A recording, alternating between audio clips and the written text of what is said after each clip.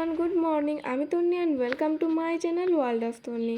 তো সকাল সকাল নতুন একটা ভিডিওতে চায়ের সঙ্গে তোমাদেরকে অনেক অনেক স্বাগতম আমার চ্যানেলে। তো দেখো, এখন আমি দুধ চা করে নিচ্ছি আর আজকে চাটা আমিও খাবো। তো দেখো, চাটা ফুটেই এসেছে, এখন চাটা আমি ঢেলে নেব। আর তোমরা তো জানোই বাবুকে বেডে থাকতেই চা দিতে হয়, এটা অভ্যাস। তো চাটা ঢেলে বাবুকে দিয়ে এলাম আর এখন আমি খেয়ে নিচ্ছি। অনেক দিন চা খাই না, কি বলবো, প্রায় 3 মাস পর হয়তো চা মুখে দিচ্ছি। 3 মাস কি 3.5 মাস হবে, কি জানি কি মন হলো আজ খুব চা খেতে ইচ্ছা করছে, তাই চাটা খেলাম।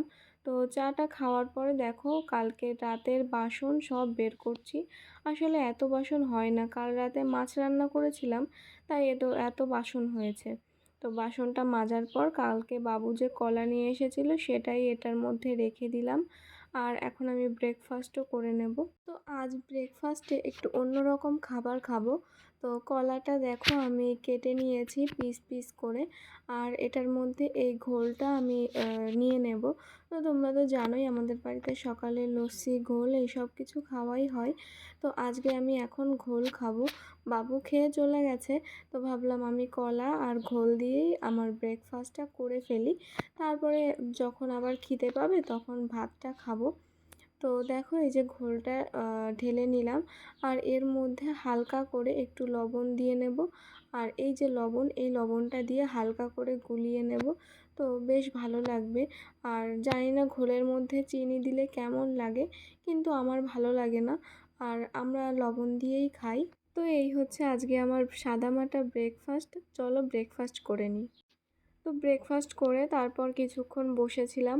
আসলে রান্নাবান্না হয়েই গেছে, সেরকম রান্নাবান্না ছিল না। বললামই তো, কাল রাতে তোমরা আগের ভিডিওতে দেখেইছো যে মাছ রান্না করেছি অনেক দিন পর। তো অনেকগুলো মাছ নিয়ে এসেছিলো, তো সবটাই রান্না করতে বলেছিল বাবু। তো রান্নাও করেছিলাম, এবার একজনকে পাঠিয়ে দিয়েছিলাম। আর যতটা মাছ ছিল আমাদের এখন সকালে দুপুরে ভালোভাবেই হয়ে যাবে, তাই শুধু ভাত করলাম আর একটা ভাজা করেছি। তো সেটা তোমাদের সাথে শেয়ার করা হয়নি। তো তারপরে ওয়াশিং মেশিনে জামা কাপড় কাচতে দিয়ে আমি বসেছিলাম একটু। তো এখন কাচা হয়ে গেছে, তো আমি এখন জামা কাপড়গুলো মেলে দিচ্ছি। আর ওই আম্মাটা এসেছে, দেখি কি দরকার, চলো শুনে আসি।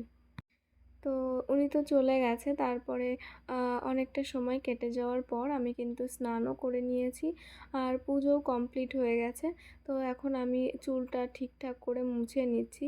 আসলে অনেক দিন হয়েছে মাথায় এই রোদের কারণে ভার ভার থাকে, তো তেল দিয়েছিলাম, শ্যাম্পু করাই হয় না, তো তাই আজ ভাবলাম শ্যাম্পু করি। চলো তোমাদেরকে একটা জিনিস দেখাই, মানে কি বলবো আর, দেখো তারপরে বলছি।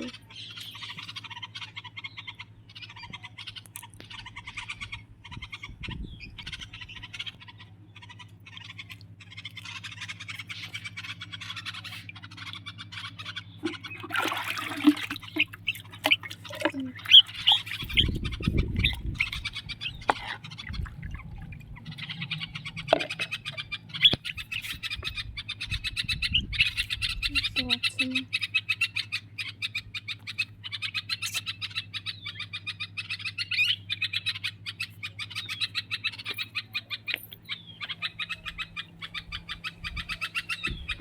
যা।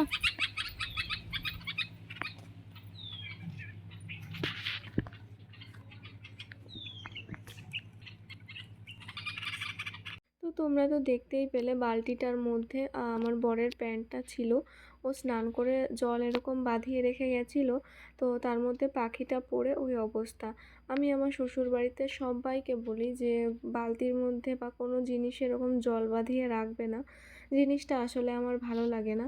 তো ও তবুও ওইরকম করে রেখে গেছে। আর পাখিটা কখন গাছ থেকে পড়েছে না উড়তে গিয়ে পড়ে গেছে আমি জানি না, তারপরে ওই রকম অবস্থা। তো তারপর আমি তুলে নিয়ে এলাম। এখন আমি ভাবছি একটু পাখার হাওয়ায়, মানে কুলারের হাওয়ায় একটু শোকায়। তো আনতে গিয়ে দেখি ওর এতটা ঠান্ডা লাগছে, ও নামার চেষ্টা করছে আর এই যে পড়ে গেল। তো তারপরে আবার তুলে নিয়ে এলাম। তুলে আমি এখন বাইরে রোদে রেখে দেবো, একটু শুকিয়ে গেলে হয়তো উঠতে পারবে। আসলে ওর একটু পায়ে চোট লেগেছে, একটু খেতেও দেবো। চলো একটু রোদ পুইয়ে নিই, তারপরে খেতে দেবো। বললামই তো তোমাদেরকে যে পাখিটাকে একটু খেতে দেবো, কিন্তু আমি খেতে দিতে যাচ্ছিলাম, মানে ঘর থেকে বেরোচ্ছিলাম আর বারবার ওকে ওই মগটার মধ্যে দিয়ে ওঠাচ্ছিলাম বলে ওর মা হয়তো ভাবছিল, মা নাকি আমি জানি না, আর একটা পাখি ভাবছিল হয়তো মানে ওর বাচ্চাটাকে নিয়ে নেবো বা কিছু। তো পাখিটা আমাকে ঠোকর দিতে গেছিলো, তো তারপরে দেখলাম পাখিটা ওকে নিয়ে চলে গেল। তো যাই হোক, পাখিটা ওর মায়ের কাছে আছে, দেখেও ভালো লাগছে। তো এখন সন্ধ্যা হয়ে গেছে, বিকালের সব কাজবাজ সেরে ডিনারও হয়ে গেছে, আর এখন আমি শুয়ে পড়েছি। তো চলো বন্ধুরা, আজকের ভিডিওটা একদম ছোট ছিল, দেখা হচ্ছে নেক্সট ভিডিওতে।